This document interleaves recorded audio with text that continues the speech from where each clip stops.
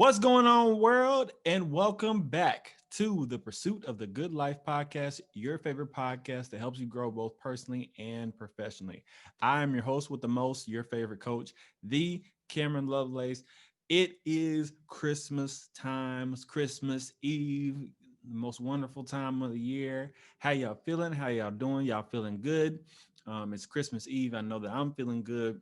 What y'all's traditions on Christmas Eve? Do y'all like watch movies? Do y'all open one gift?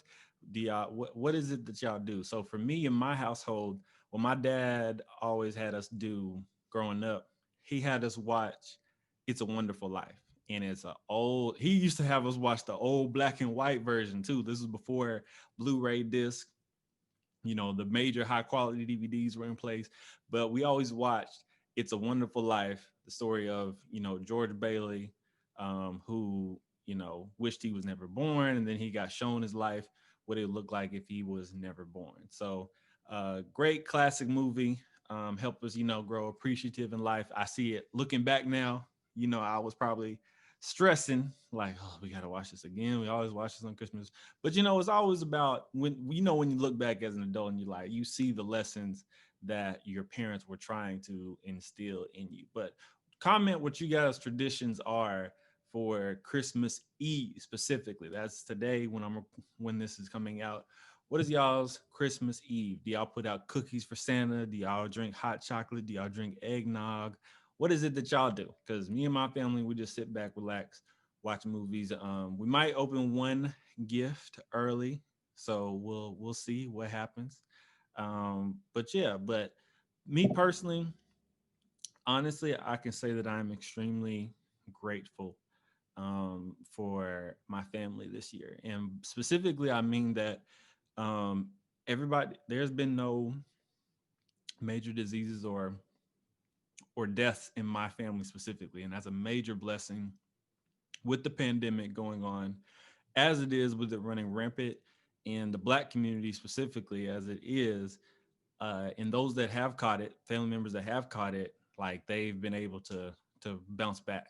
So I personally am in a season of Thanksgiving when I think about 2020. I don't think nobody's really lost economic resources either.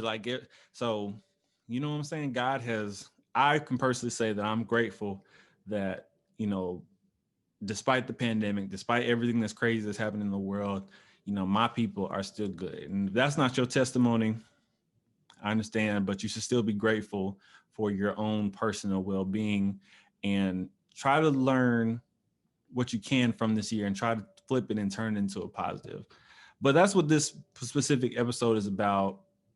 How do we move forward into 2021? I know, it's a week early before everybody, gets hype on these pastors and, I'm sure every pastor is going to come, if you made it out of 2020, make some noise and, what I'm saying, make a joyful noise into the Lord and all that's good. But how exactly do we move forward with 2021? Because many people came in 2021 saying, oh, 2020, I'm finna make some things happen. I'm finna have 2020 vision. My vision, my dreams, my all that is about to be, realized, and I'm about to do this and I'm about to do that. And then boom, coronavirus hit and it shut everything down. But that doesn't mean your dreams needed to stop. Because don't get it twisted. Even though it's borderline a recession, there are still plenty of people out there making moves and getting money. Let me say that again.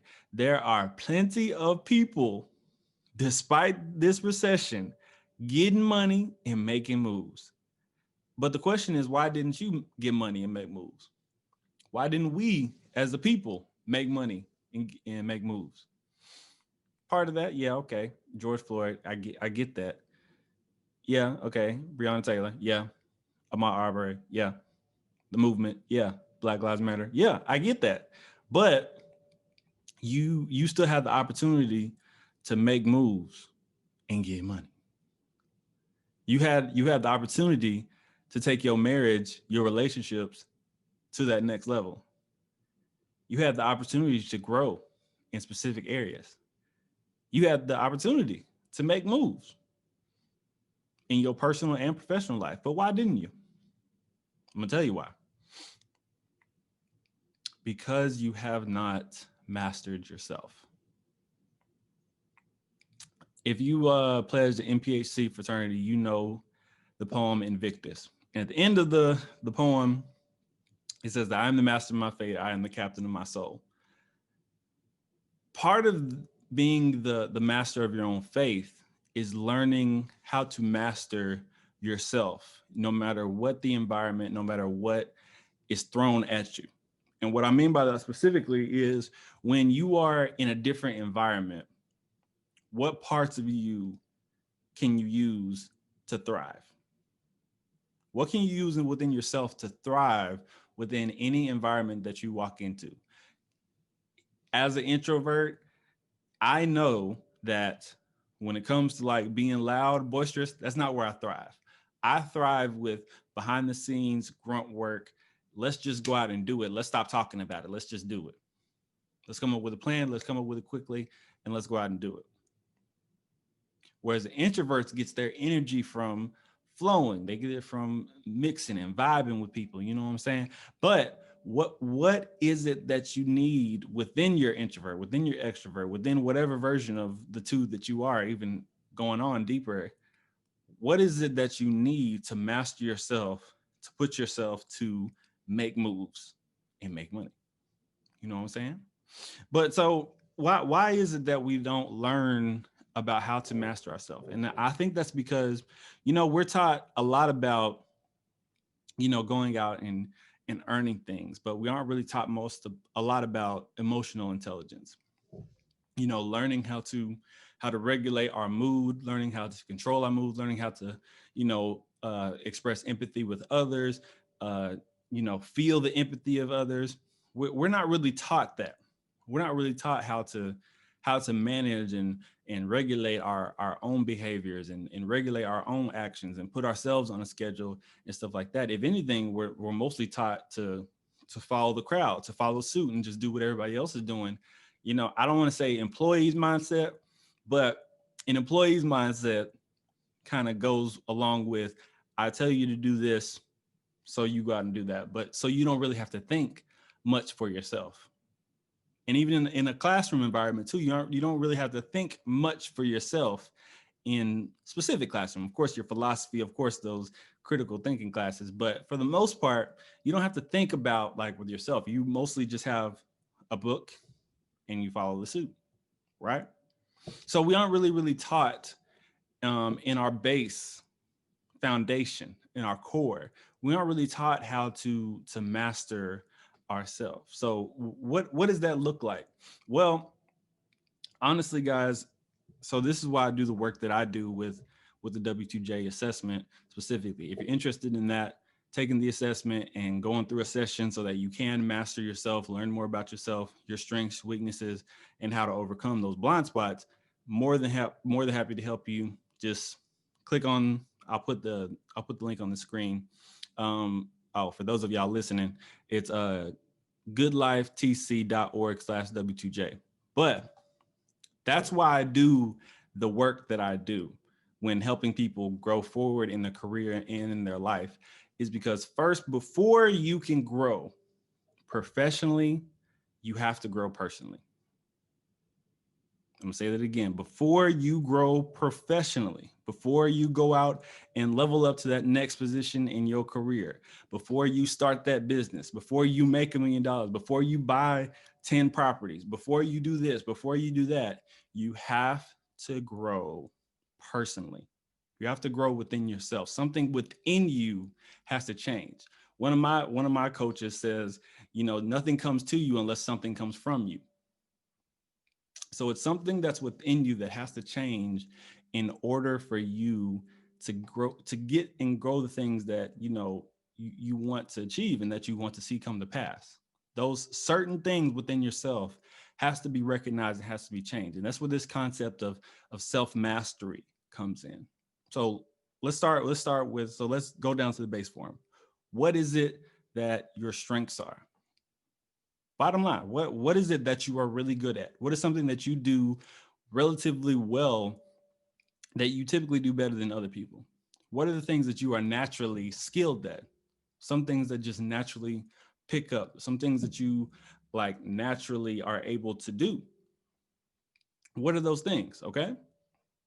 Next, what are the weaknesses? Mm. What are the things that you are not very good at? What are the things that you struggle with? What are the things that you know that hold you back? Right. Identifying these things helps you figure out what vehicle do I need to use to make progress in this area of my life, right? So I'll use me as an example. So my wife loves her one of her love languages is words of affirmation. One of my lowest love languages is words of affirmation. So I know that that is really a weak point of that. So that's something that I need to know that I need to work a little bit more at expressing, even though I don't receive, even though my love language is acts of service, I can do that all day without any exhaustion, with all energy in the world. But I need to know that I need to take it to another level so that my wife, to get the love language that she needs, that I need to say I love you more. I need to say that you're a great wife. I need to say that you're beautiful. I need to say that you're fine, that you're sexy. I need to be saying those things. But if I don't know that about myself, if I don't know that that's a weakness of mine and that's something that she needs, then that's something that doesn't get covered. And we don't form traction in the mirror, and then there's no continual progress made. But I know for sure that I'm great at. She loves me when I do stuff for her. She knows when I turn the car for to heat up her car when she goes to work. When I scrape the ice off the windshield. When I fix her lunch. When I do things for her, she recognizes. Yes, I do that because I love her, and that's one of my love languages. That's what I'm good at. Don't stop doing that, but I need you also to do this too. So that's an example. That's a real world example of knowing your strengths and weaknesses. In the professional realm, what are you good at? What are you good at galvanizing people? Are you good at team leadership? Are you good at taking the lead? Are you good at getting things done? Are you good at systems, processing, procedures, rules? What are those things that you're good at? What position, what roles do you need to be applying for next year in 2021? Based on your skill set, based on the things that you're good at, what are the roles, what are the businesses, what are the opportunities that you need to be jumping on next year based on your strengths and based on your weaknesses? What are those things that you shouldn't be touching? Those things that if you touch it, if you go out and go after the opportunity, you need somebody on your team. Hello, somebody. You need somebody on your team to cover this weakness of yours. You need somebody to cover this area that you are not so good in. You don't have to be the jack of all trades. You don't have to know how to do everything.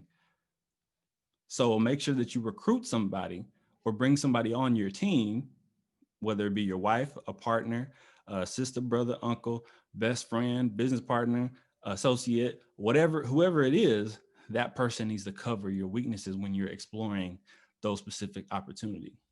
But you don't know that until you know yourself, until you've mastered yourself, which is why it's so important for you guys to take the W2J assessment. Highly recommend it. Be a best. It'll be a best, one of the best investments you make this year and next year. Promise you, if you want to learn more about yourself and you want to go towards that path of self-mastery, sign up for that W2J assessment. Now, once you've mastered yourself, so okay, Cameron, once I know what I'm good at, once I know what I'm not good at, once I know what vehicle I need to do, what's the next step to making stuff happen and being the master of my fate and captain of my soul in 2021? Well, the next step is mastering your time. You got to learn how to master your time because each one of us has 24 hours in a day. Even Beyonce, Barack Obama, LeBron James, all of us we wake up with 24 hours each day when we wake up and go out and, execute. So what is the difference between the people that make things happen and the people that don't? Well, the people that make things happen, they they manage their time properly. They plan out what they're going to do instead of just letting life happen to them. Because when you don't plan out your time, when you aren't intentional about how you're spending your time, life will happen to you instead of you happening to life. I'm gonna break that down, say that again. When you do not put time on a schedule to do this, to do things that you want to work on, to plan out this, to plan out that, life will interrupt your life. Oh yeah, we're gonna put something on the schedule. Here's a surprise. Here's that. And I'm not saying you don't prepare for surprises or leave wiggle room for surprises, but when you're intentional about your time, you don't get distracted on Instagram. You don't get distracted on YouTube. You don't spend 8 hours on Netflix, on Hulu, on Disney Plus, because you're intentional that I got to spend this amount of time working on my career. I got to spend this amount of time doing my MBA, doing my master's degree, doing my doctorate degree. I got to spend this amount of time working on this project, working on this assignment. I got to spend this amount of time getting this certification. I got to spend this amount of time working on my business. Managing your time puts each bucket of time in a specific area. And when you've mastered that, you start getting things done, because it's not hard. If you, let's say you spend 1 hour a day working on what I like to call growth and development. In business, you'll hear the term research and development, but when it comes to that personal, you want to call it growth and development. In what ways am I making myself better? I got to spend some time each week, maybe even daily, working on the growth and development of myself. Now, do I spend that time reading? Yeah. Can I spend that time working on my business? Absolutely. Can you spend that time working on certification, going to a conference, uh, listening to a podcast? Absolutely. But you got to make sure that that's intentional. Otherwise, you're going to stay right where you're at. Well, the thing about, let me elaborate on that, staying where you're at, because where you are currently right now is the result of the actions that you made 5 years ago, 10 years ago. The person that I am today is because of the decisions that I made when I was a teenager. The decisions that I made when I turned 18, when I was in my early 20s. I am where I am today because of a result of multiple decisions along the way to get me right where I am right now. And the decisions that I make right now will determine where I'm at in my late 30s. So you mastering your time it's a future concept, but it's also a current present concept as well, because you have to master your current time so that you can project and create the future, the year 2021 that you really desire to.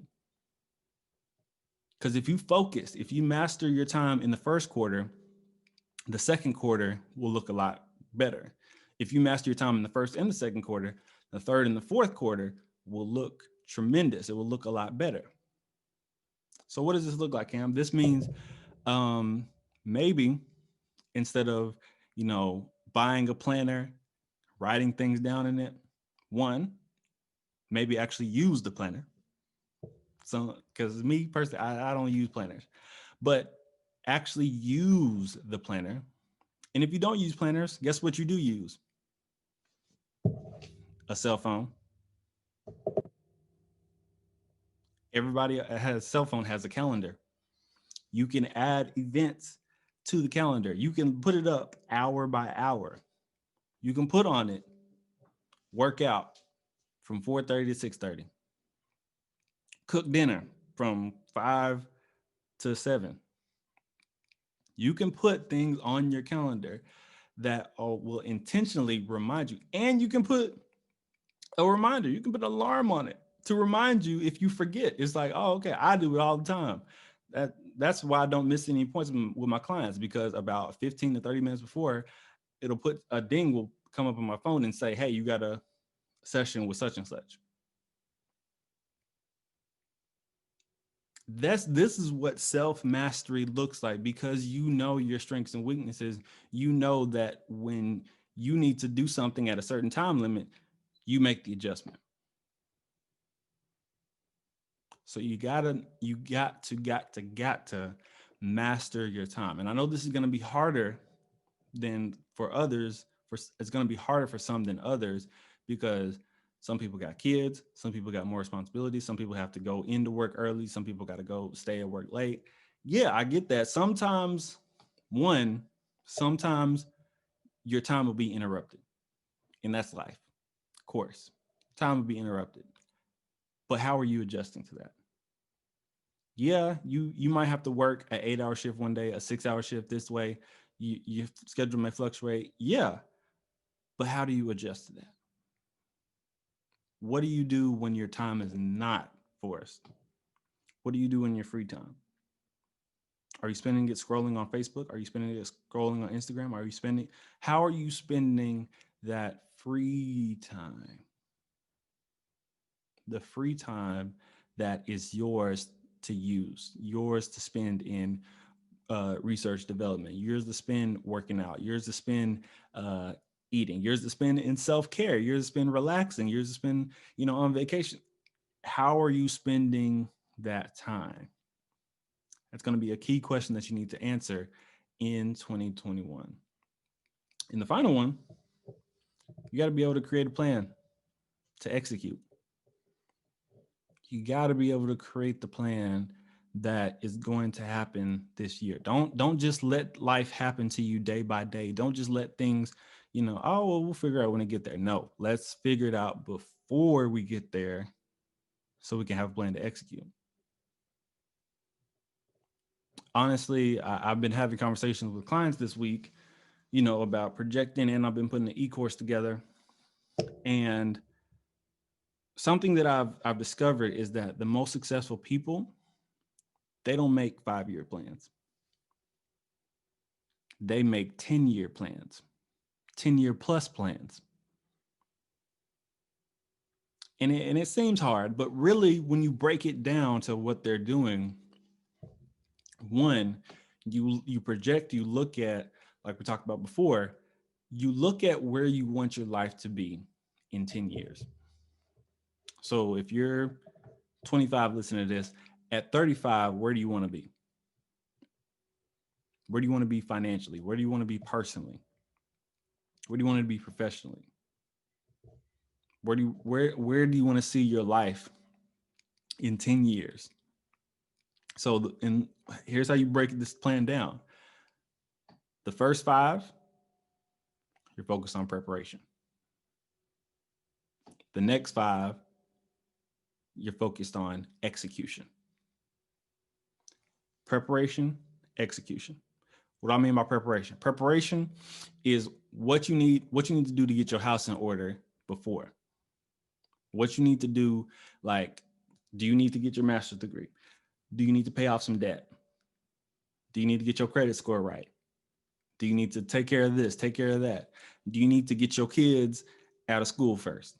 Do you need to figure some things out? During that preparation period is really you're really tightening things up. Like I said, you're mastering, you're covering those weaknesses. You're thinking about what you need to do to get everything in order. To build your war chest, to get your skills tight, so that the next 5 years it's been going out and